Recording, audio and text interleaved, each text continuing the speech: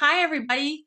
Welcome to week 6. Can you believe we are halfway through our journey of the artist way? Wow, you're doing a great job, so keep it up. Don't stop now. You can do it. You can make it through the next 6 weeks and accomplish some great things. So I want to encourage you to keep going, keep pressing on. The race is still going and the end is to come, but you can do it. And with the Lord's help, I know you will have amazing breakthroughs. So let's get diving into week 6. Week 6 talks about recovering a sense of abundance. And Julia specifically talks about abundance in terms of money and luxury. Money now can be a very sensitive topic. But hopefully, as you read week 6, you began to see the importance of digging deeper and taking a look at this area of your life in order to tackle some wrong thinking that may be the cause of our blocks to creativity recovery. She gave us an exercise to understand where and how our beliefs were shaped around money. And when it comes to creative recovery and nurturing our inner artist, our beliefs around money, how much things cost, and what our idea of luxury is, they do greatly affect our actions. Thus, they shape and mold our overall feelings about creativity. So in week 6, we're all about identifying those beliefs and changing our mindset, specifically the mindset of creative luxury. And for all of us, our answers will differ, some greatly. What you think is luxury may not feel like one to another, and what your luxury may not sound extravagant to others, but give yourselves the gift of authentic luxury so that we can truly hope that it will bring and usher in joy into our lives. So let's start identifying our beliefs about money. That was an exercise that was designed to help you identify your mindset around money and the meaning it holds in your life. Now, I'm going to ask you the same questions that Julia did now, and I just want you to blurt out the answers. I don't want you to think about it. I don't want to give those sensors any time in your head. So just pop out what your answers are and don't ponder too long, because when you ponder too long, you know what happens? Those sensors start to tell you, well, you shouldn't say that, or it doesn't honor so and so, or whatever your sensors are telling you. Okay, are you ready? So you complete the following phrases as I say them, and I'm not going to give you a whole lot of time, but just blurt out what you think or what's on the top of your mind. Okay, number 1, people with money are. Number 2, money makes people. 3, I'd have more money if. 4, my dad thought money was. 5, my mom always thought money would. 6, in my family, money caused.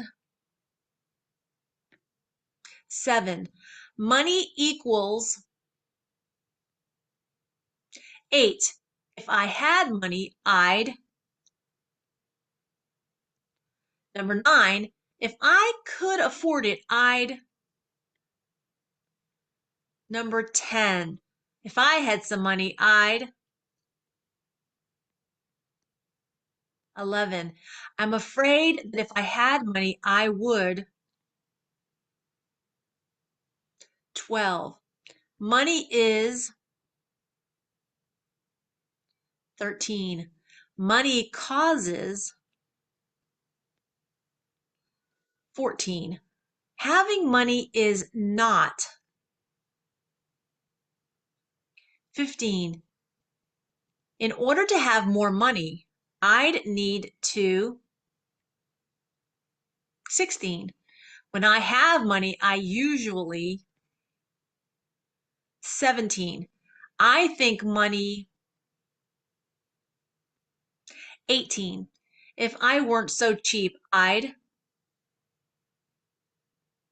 19. People think money. 20. Being broke tells me. So what does this all have to do with creativity? Okay. When I first did this exercise, I first thought about this in the artist way. And I started to see like I had some fear of spending money because I kept thinking about the what ifs, which are my sensors. Most of the what ifs that I actually voiced were directly linked to the sensors in my life, those monsters Hall of Fame. It was what they were saying to me back then that I now say to myself. Well, what if I, buy this big canvas and I mess it up? That's a lot of money to buy on a big canvas. What if I don't sell my work when I wanted to sell it? Or what if I go to the show and nobody buys my things? Like, what if it doesn't turn out good? I've wasted a canvas. Well, if we haven't taken note of what Trisha has said to us for all these years, let's think about it. Let's go over those perfectionist tendencies that we have. And that's usually where they come from. You know what? If you make a mistake on canvas, what can we do? We can just repaint over it. Well, black covers up everything. What if it's got texture on it? Oh, well, it has texture on it. It'll make it better. What if it has napkins on it? Oh, well, it'll just look cool and textured and neat. So you have to really rethink your perspective. Well, if it's bad, it's okay. A lot of times we have to do a lot of bad art to get some good art. That's what Julia says. So think about it. Is your canvas really lost? Did you really lose $70? No, you can always repaint and start again. Hit the reset button, y'all, and start again. Well, what if it's on expensive paper? Okay, think that one through. You can always turn it over, and you can do it on that. I cannot tell you when I first started learning watercolor how many times I did that. I just would turn it over, and I would start again. But another trick I learned is you can paint watercolor paper black too, and then do acrylic over it. There's no loss, only what you're telling yourself in your head.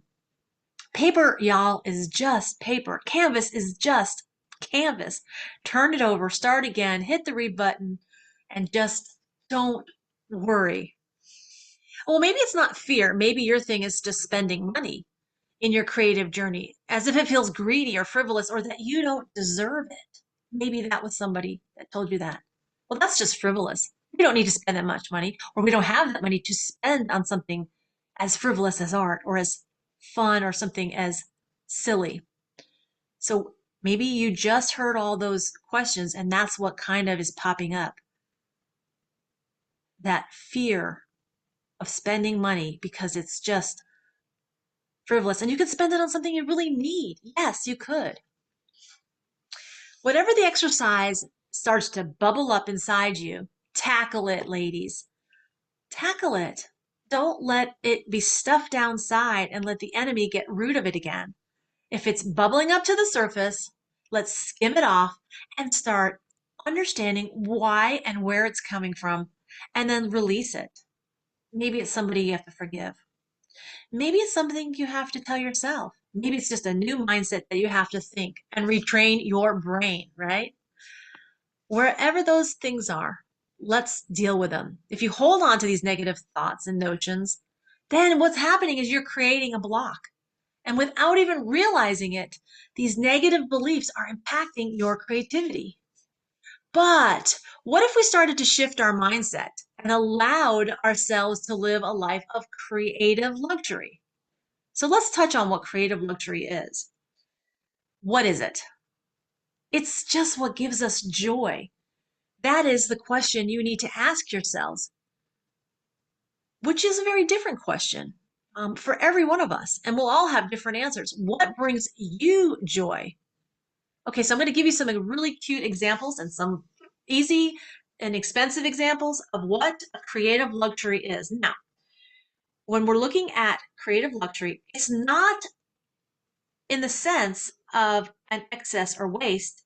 It's allowing yourself small or large indulgences to affirm your value as an artist and feed your soul. So here's some free to not so free. I mean, they're a little bit expensive, but not, they're just small on the scale. Some free luxuries, okay? Or very inexpensive luxuries or treats, I would call them. Maybe to buy a new journal or a sketchbook just to be silly in, not for anything serious, because that's a luxury. You know, you say, oh, I have to do this and I have to be serious and it has to be really good art. No, remember, you have to do a lot of bad art to make some good art. So just doodle, just create, just make some bad art. Put paint on the paper and see what you get. Put paper on the paper, you know, add some magazines and glue paper and make some paint drips, whatever it is. That's okay. What about some colored pens and washi tape or stickers? You know, we used to think stickers were so fun when we were little, but now it's like frivolous, right? But it's not. Go buy some stickers. Go buy some washi tape. When I first got my washi tape, I thought I never had heard of it before. It is so fun. It's so great to add, and I love it as add-ins to my acrylic paintings. You got some green washi tape, use it in your grass. You got some blue, use it in your sky. How about a walk through a botanical garden, or a free museum day, or a day just sitting at the beach? All that feeds your creativity. One of the things that we just did, my friend and I, Sherry, we just went to a museum, and a lot of times we kept saying to ourselves, we could do this. If that's what art is, we're artists.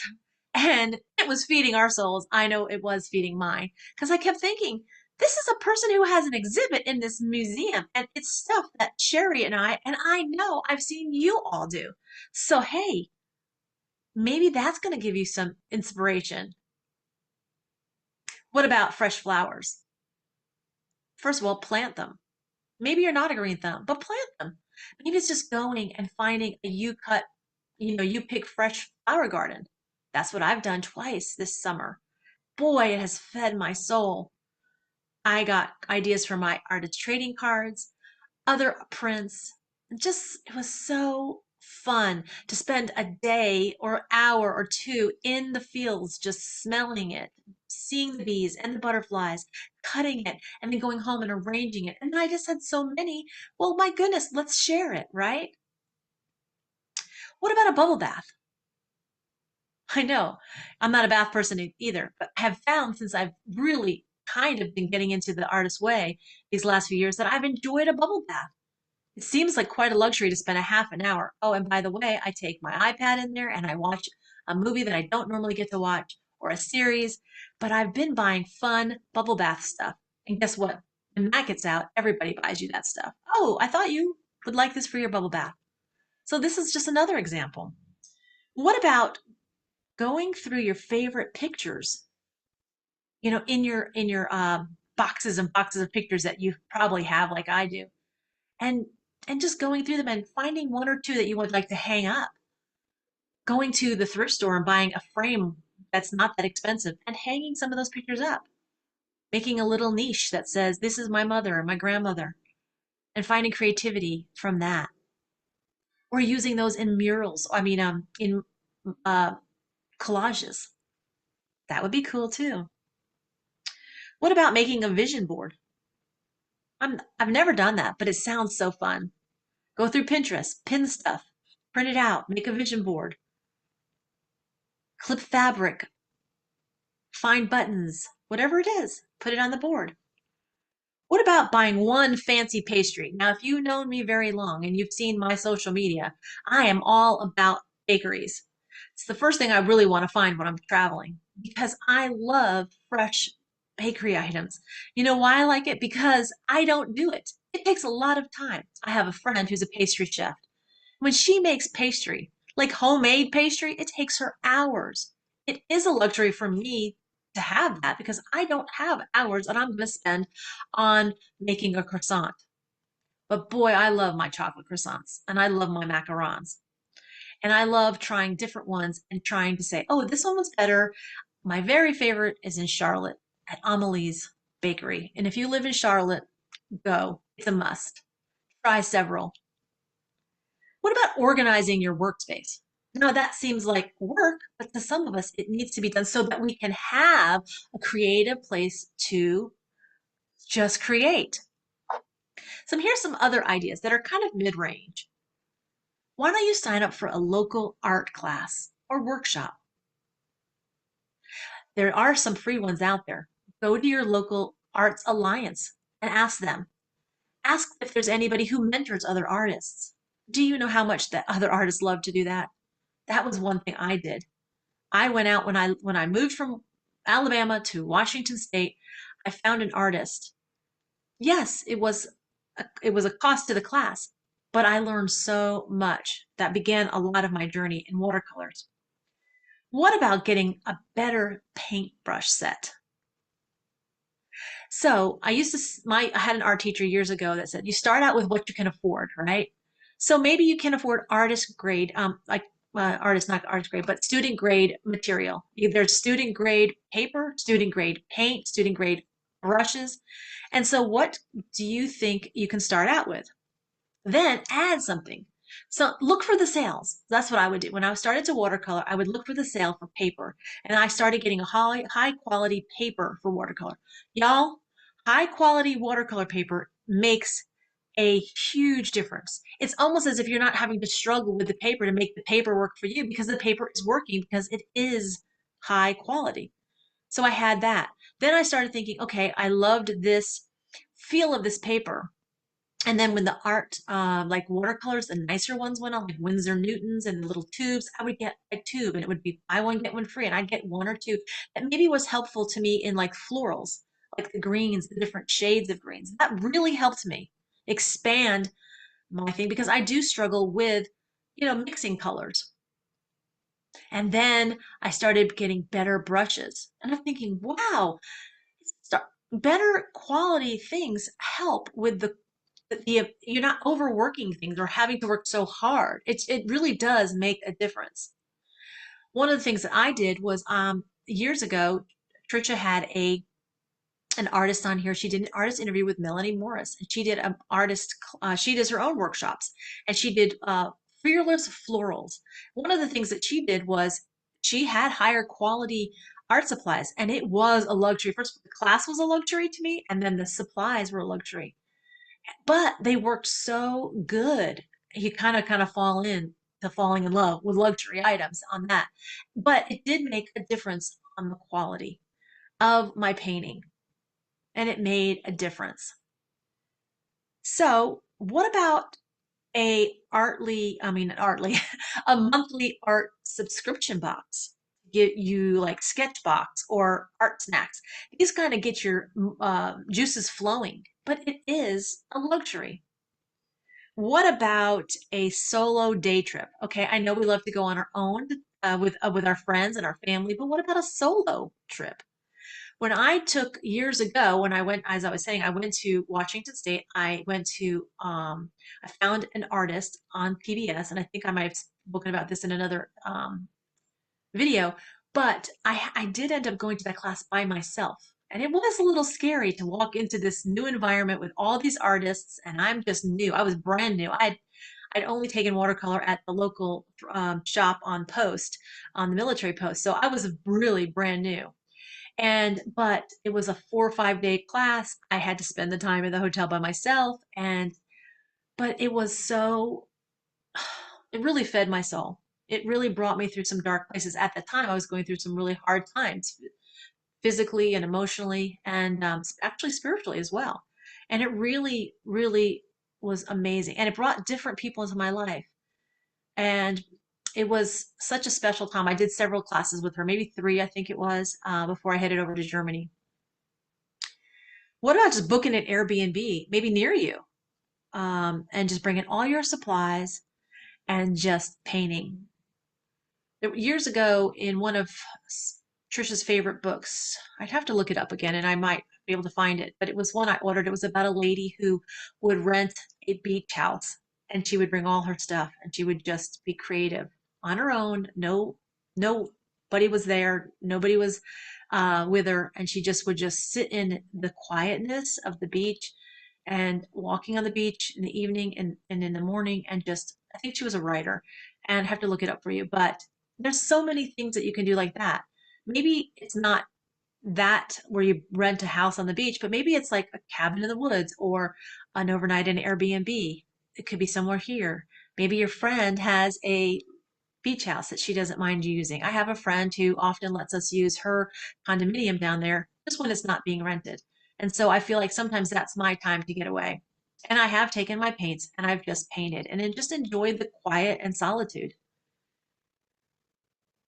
Well, here's some high-end things.